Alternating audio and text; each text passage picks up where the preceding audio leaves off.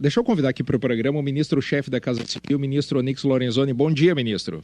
Bom dia, Escola. Bom dia, Carolina. Bom dia, ministro. Bom dia, os ouvintes da Gaúcha. Muito obrigado por nos atender nessa manhã.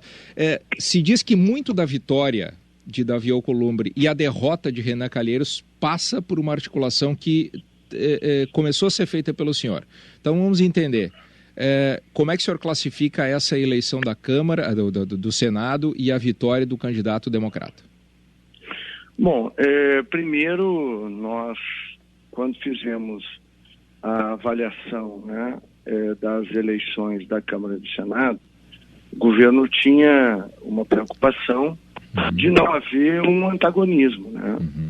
E tanto que na Câmara, como não havia esse risco, qualquer um dos candidatos à Câmara tinha essa sensibilidade e identidade, né, com a voz das ruas, no sentido de proceder, né, esse conjunto de modificações e transformações que o Brasil tem que passar para poder ser o país que a gente espera, né, um país seguro, um país que as pessoas olhem para o presente com segurança e olhem para frente com esperança, né, e com a certeza de que tem futuro para todos.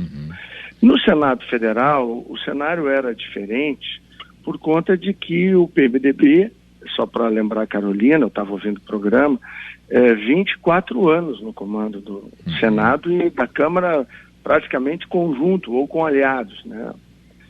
No Senado foram 24 anos. Sim. Então, era um adversário complicado. O Renan devia os seus últimos década e meia, né, os últimos 15 anos da carreira política dele, ele devia ao PT. A sua eleição nesse ano se deveu a uma aliança feita com o Partido dos Trabalhadores e o desespero que nós vimos lá, expressado na Cátia Abreu, nos líderes petistas, é porque o objetivo era transformar a presidência do Senado e o Senado Federal numa cidadela de resistência à vontade popular e ao desejo do país de ter mudanças, e o governo simboliza isso. Então, esse que era o objetivo. Então, com muita calma, com muito cuidado, acho que a Carolina por várias vezes me perguntou aqui em Brasília, eu sempre disse, não, Carolina, estamos vendo e tal, mas nós fomos trabalhando. O Davi tinha uma característica muito importante, porque diferente da Câmara, onde as bancadas criam verdadeiras confrarias internas, ou por região, ou por pauta de interesse, né? No Senado Federal, cada senador é uma unidade autônoma, é como o Ministério Público. Então,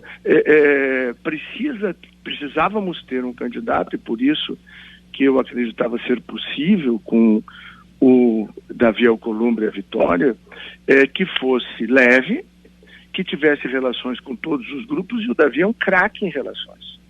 Ele não é um tribuno, tanto que não há uma história dele na tribuna do Senado, assim, consistente, de destaque, né, o que seria que muitos senadores constroem. Mas, por outro lado, ele sempre foi uma pessoa com um trânsito muito fácil. Ele é realmente um craque em relações. Ministro, daí, com um candidato com esse perfil, a gente conseguiu ajudar, né?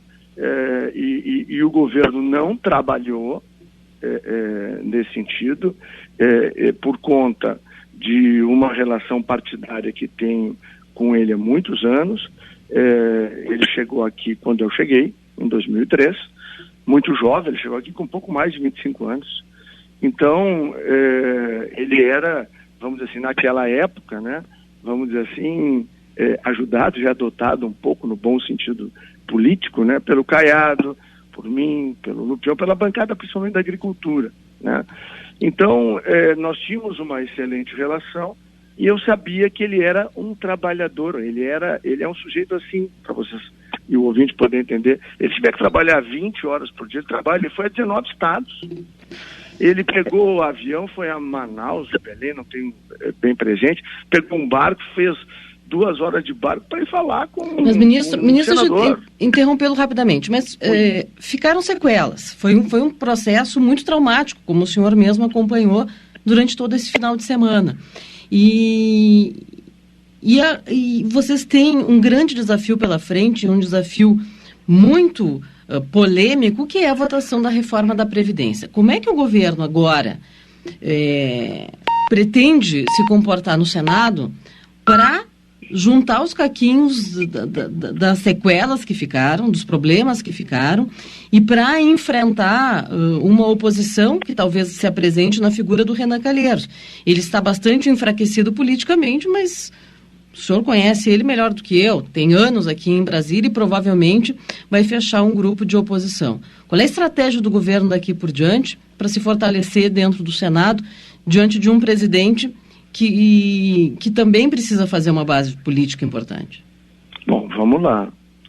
Se tivesse havido o segundo turno contra o Renan, o Davi ia fazer 60 votos. Sim, ele ficaria com os votos do Amin. Uhum. Sim, é só contar lá, né? Uhum. Não, e também os votos do coronel e os demais, quer dizer, ou seja, ele teria uma maioria muito consistente. Mas qual era a nossa alternativa? Deixar o Renan ganhar? Não. Por quê? Porque se agora, né, com a derrota que teve, e olha, para ele fugir da raia, é porque a derrota ia ser acachapante. Esse é o fato. Uhum. Deixa eu... E veja bem, de qualquer maneira, ter a oposição, nós íamos ter, de qualquer forma, ninguém tem ilusão no governo de que o PT não vai e os seus aliados que vai dar qualquer facilidade para o governo. Ao contrário, vai ser uma coisa raivosa, violenta, como a gente viu na eleição. Agora, era nosso dever viabilizar uma candidatura, e aí, na minha leitura, isso, né? E eu tenho a responsabilidade de fazer essa coordenação política do Congresso, era do nosso dever garantir que nós não tivéssemos no Senado Federal, que não é só o Senado, né, Carolina Escola, é o presidente do Congresso. Congresso, claro. Deixa eu buscar um... Não podia ter um inimigo lá, claro, do governo, com ainda o apoio e para construir com esta vitória, que graças a Deus não aconteceu, né, uma cidadela, lá, uma fortaleza de resistência contra o governo. Aí o governo seria quase inviável. Claro. Há 2 anos, então, ministro. Agora não, agora isso está superado. E uma coisa muito importante e muito curiosa, né? O Davi venceu o Golias, isso não tem nenhuma dúvida. Vamos dizer assim, senadores e grupos de senadores que tinham uma história muito grande ao longo dos anos, tentou enfrentar o grupo do PMDB liderado pelo Renan e sempre perderam, né? Então, eu ontem ainda disse que, para mim, né, o Davi é o Jair do Senado, ou seja, é muito parecida a trajetória da vitória do Jair com a do presidente Bolsonaro, com a vitória de Davi. Deixa eu só, diante desse cenário, só eu aproveitar que diante desse cenário, vocês têm 49 votos para aprovar a reforma da Previdência hoje, ou se isso vai ser trabalhado? Bom, primeiro que a nova Previdência, ela vai ser apresentada assim que o presidente voltar, ele vai validar, nós temos alguns pontos que precisam de um ajuste fino, o grosso da estrutura da nova Previdência está pronta, ela vai corrigir a atual, ou seja, ela vai, como o professor Paulo Guedes sempre ensina, né, vai reformar e arrumar o casco do nosso navio para que ele continue flutuando e recebendo mais pessoas. E, por outro lado, não é possível que a gente vá querer colocar na Previdência atual, que é esse navio de casco furado, os nossos filhos e os nossos netos. Então nós vamos fazer uma nova embarcação, um novo navio, né, em cima do sistema de capitalização, que pelos próximos 30 anos da atualidade a gente não tenha mais que falar de Previdência. Sim, mas o senhor tem os 49 votos já ou ainda não? Bom, como o processo será de convencimento, não será através de um grande diálogo, e ela vem formulada de uma maneira onde não agride direitos das pessoas, que trabalha com o longo prazo, vai ter uma transição suave, nós vamos respeitar os direitos, vamos trazer muitas inovações que vai fazer com que ela tenha uma tramitação bastante facilitada. Então, nesse cenário, sendo objetivo, a gente já tem na conta bem mais que os 49. Mais que o necessário, então. Bom, como tem que ser na Câmara também, sim, né? Porque votação de emenda constitucional, a escola que já acompanhou aqui, a Carolina, esse tempo todo, sabe que a gente tem que ter uma margem de segurança. Claro. Né? Deixa eu voltar ainda ao episódio Renan Calheiros. Em 2016, quando nós estávamos em meio a discussões sobre as 10 medidas, as famosas 10 medidas contra a corrupção, o senhor lembra bem, o senhor encabeçou essa discussão, o Renan Calheiros moveu mundos e fundos para tentar desconfigurar aquela proposta. E, inclusive, fez uma brincadeira com o seu sobrenome naquela época. Ele disse o seguinte: não houve aqui agressão ao relator da matéria na Câmara dos Deputados, ao Onyx Lorenzetti. Parece nome de chuveiro, mas não é nome de chuveiro. Com todo respeito... Isso ele falou no plenário do Senado. Fica um gostinho de vitória maior por ele ter provocado o senhor, tentar desqualificar o senhor naquela época? Olha, eu gosto de uma frase, sabe? Opa, perdemos o ministro. Cortou na hora da frase. Eu tô com... Não, só repete a frase que o senhor gosta que cortou aí. Não, é que eu tô aqui com um delay em relação a vocês aqui. Tá. Né? Bom, a frase que eu gosto, ela foi escrita por Charlie Chaplin, né? Que dizia que o tempo é o melhor autor, sempre escreve um fim perfeito para tudo. Chaplin que era comunista. E é isso, né? Eu acho que o tempo está mostrando quem é que tinha razão. Né? O Chaplin era comunista, né? Só pra... Não tem problema nenhum. Né? Mas olha aqui, ó, frases inteligentes.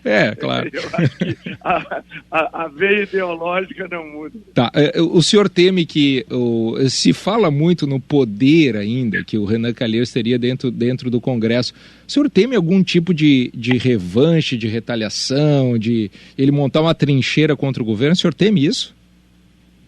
Olha, Escola, graças a Deus, né, eu sou um homem de muita fé. E medo, para quem me acompanha na vida pública, sabe que nunca foi nunca foi meu companheiro, ao contrário, né? Eu sempre fui um cara de posições muito firmes e sempre tive posições muito claras. Nunca fiquei em cima do muro. Então eu tenho a tranquilidade, né, de dizer que hoje, se a gente tivesse medo, né, se o medo nos norteasse, a gente não teria abraçado a candidatura do Jair Bolsonaro lá quando era apenas Escola e Carolina e ouvintes, né, um sonho que nós tínhamos de transformar o Brasil. Então, por tudo que a gente passou, o medo não é nosso companheiro, não. A fé em Deus e a crença no futuro do Brasil é o que nos empurra. Ministro, o que eu ouvi no plenário no sábado é que o calcanhar de Aquiles do governo pode ser o senador Flávio Bolsonaro, porque agora o processo dele saiu do Supremo, ele será investigado. E esse grupo, liderado por Renan Calheiros daqui por diante, na oposição, poderá inclusive tentar apresentar algum processo contra ele no Conselho de Ética. A situação do Flávio Bolsonaro, do senador, que é filho do presidente da República, deixa o governo fragilizado nesse momento?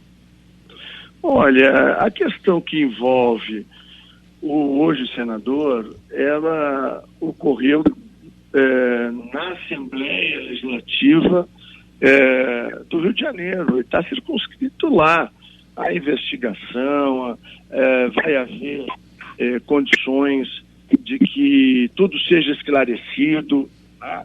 É claro, a oposição pode tentar nacionalizar essa questão, né?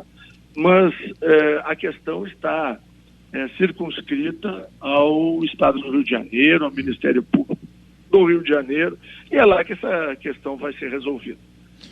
A questão só para encerrar esse capítulo do Senado, a questão do voto aberto. Houve uma campanha do senador Lazier Martins pelo voto aberto e não o voto secreto O senhor acha que pode evoluir isso? Tem alguma maneira de evoluir? O governo vai apoiar qualquer iniciativa que possa significar mais transparência na votação dos senadores?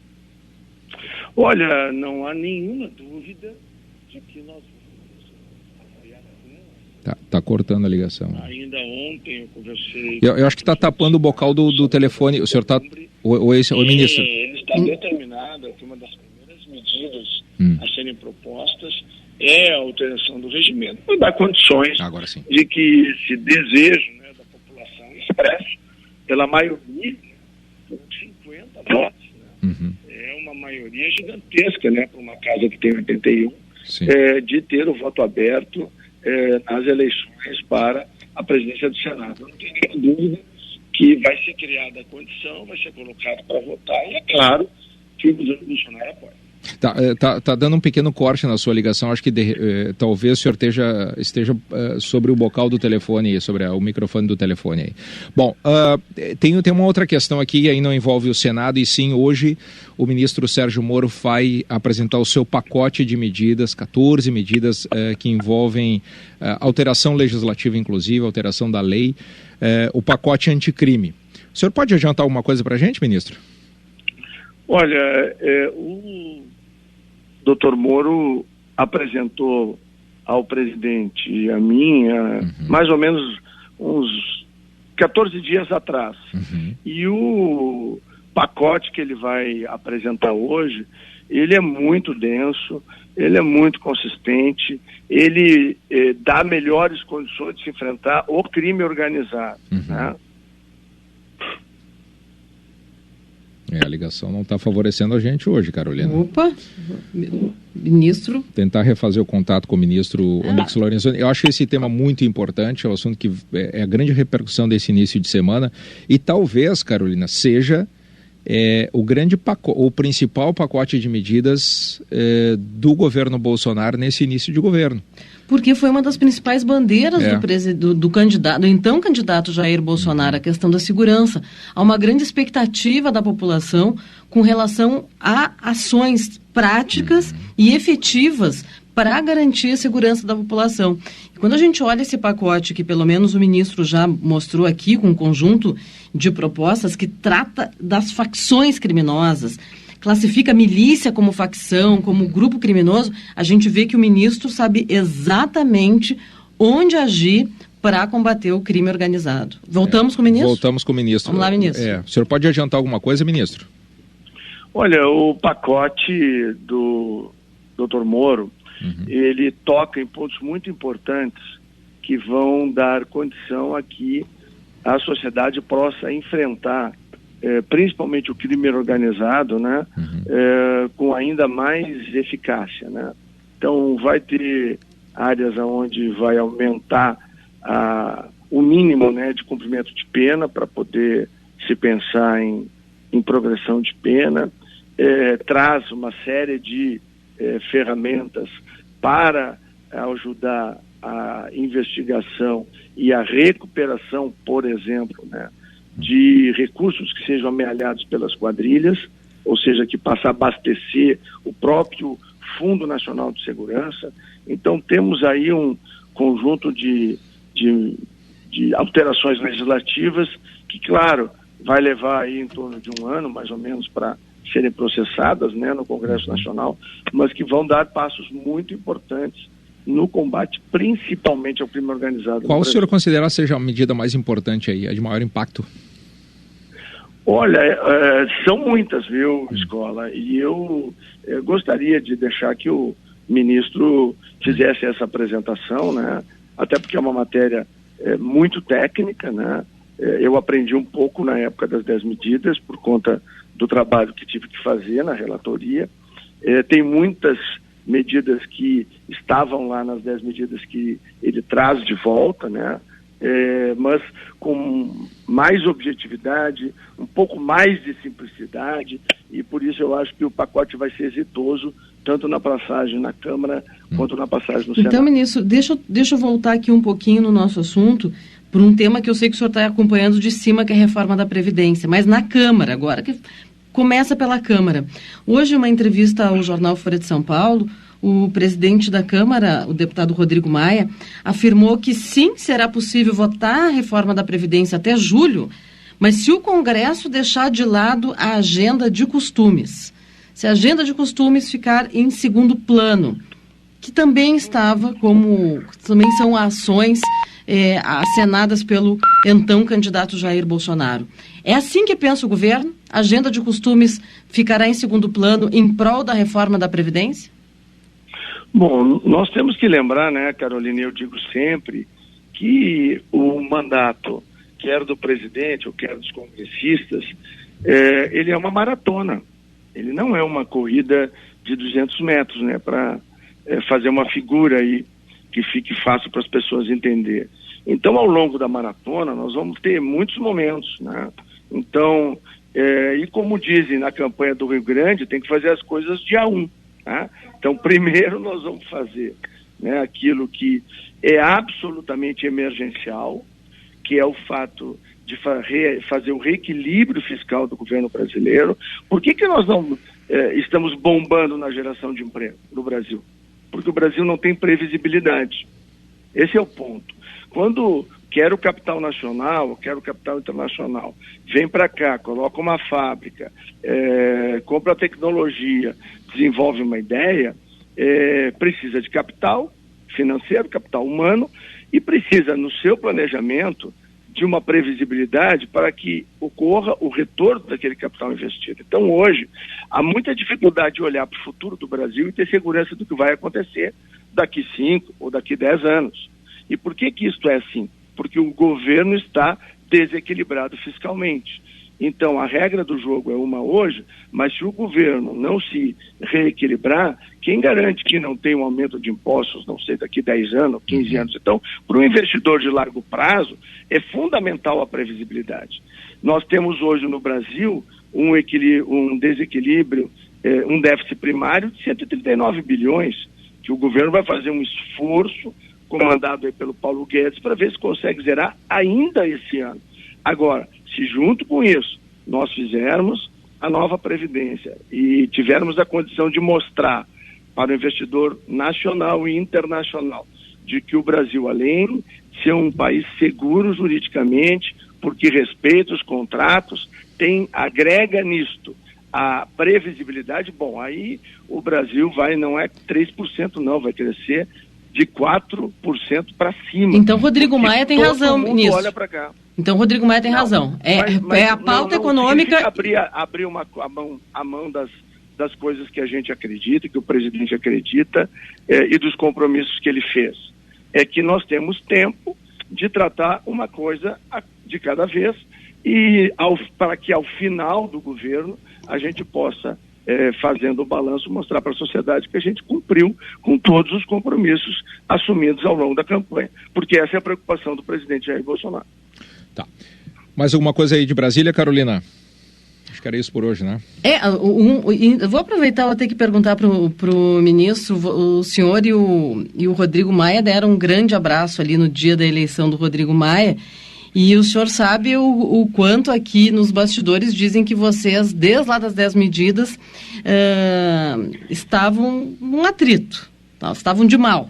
E aí, ministro? As relações do ministro da Casa Civil, do presidente da Câmara agora, serão as melhores ou ainda ficou alguma mágoa lá das 10 medidas?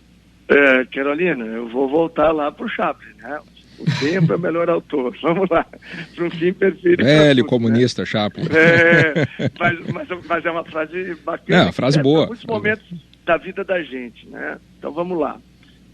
O Rodrigo já foi meu líder no PFL e eu fui líder dele no Democratas. Sim. Nós temos uma longa história, uma longa caminhada de mais de 20 anos.